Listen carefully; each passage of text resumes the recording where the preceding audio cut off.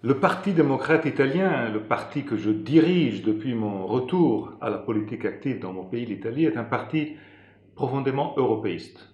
L'Europe est au cœur de notre travail, de nos idées, de nos perspectives. Elle sera au cœur de cette campagne électorale.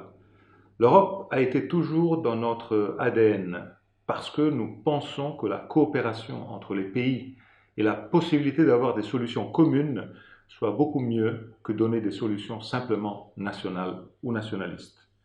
On a fait ça pendant la pandémie avec Next Generation EU et l'argent qui est en train d'aider des pays qui ont été en difficulté à cause de la pandémie, comme l'Italie.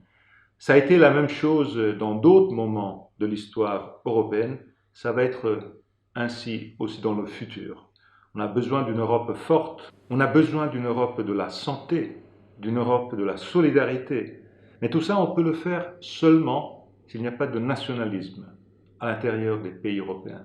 Si chaque pays cherche d'être avec les autres dans une approche de solidarité, sans droit de veto, sans l'unanimité, que les partis de droite et les gouvernements de droite, d'extrême droite dans notre Europe ont toujours voulu garder. Ce même droit de veto que Orban, ami et allié de la droite italienne, est en train de mettre chaque fois qu'il peut nuire à l'Europe, comme dans les sanctions contre la Russie, comme sur les questions migratoires.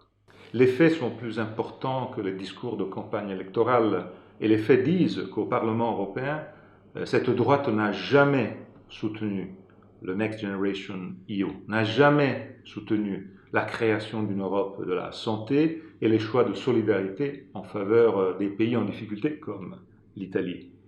Cette droite a voté contre tous les choix importants qui ont été faits contre le réchauffement climatique. Cette droite a même voté contre le traité du Quirinal, le traité de l'entente italo-française qui a mis la relation entre la France et l'Italie au même niveau de la relation entre la France et l'Allemagne.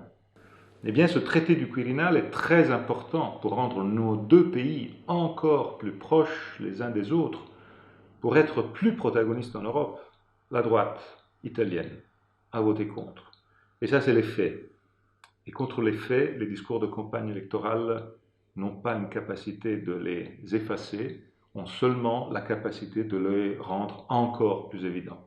Fratelli d'Italia son aliados de Vox, el partido de extrema derecha española que ancla sus principales posiciones, ideas y valores en el franquismo que reivindica. Vox, como todos sus aliados de extrema derecha en Europa, consideran la Unión Europea una amenaza para la soberanía de sus países y sus programas persiguen poner fin a la integración europea. Se oponen a cualquier proyecto federalista europeo y a una mayor integración.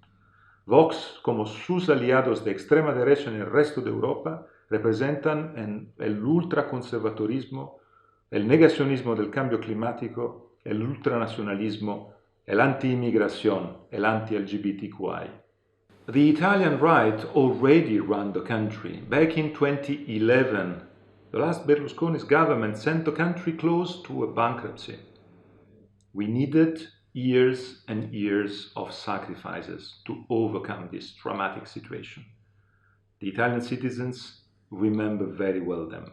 As usual, the Italian right is playing the scapegoat role, is playing the victim card. Yesterday the fault was because of the international financial system or because of the establishment. Today is the international press, the foreign press, just because they are doing their job.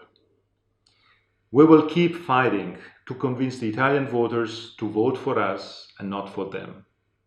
To vote for an Italy that will be in the heart of Europe.